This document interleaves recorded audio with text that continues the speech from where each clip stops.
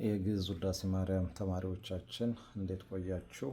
አሁን ደግሞ የምናየው ስድስተኛ ላይ ያለውን ቅዱስ ቅዱስ ቅዱስ የሚለውን ነው።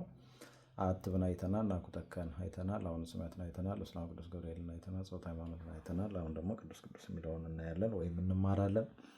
ከዛ ቀጥረን የሚቀረን ሰግድ ለአብ ስብሐት ለአብና ሰላም ለኪ፣ ከዛ ጸሎተ እግዝእትነ ብለን ደግሞ ወደ ሰኞ ውዳሴ ማርያም እንሄዳለን ማለት ነው።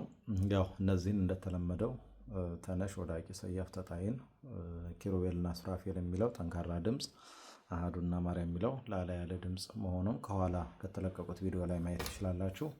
ቀጥታ ወደ ትምህርቱ። ቅዱስ ቅዱስ ቅዱስ እግዚአብሔር ጸባኦት ፍጹም ምሉእ ሰማያተ ወምድረ ቅድሳተ ስብሐቲከ ንሰግድ ለከ ክርስቶስ ምስለ አቡከ ኄር ሰማያዊ ወመንፈስከ ቅዱስ ማህየዊ እስመ መጻእከ ወአድኃንከነ። ይሄኛው እንግዲህ ቅድም እንዳልኳችሁ ስድስተኛው ነው።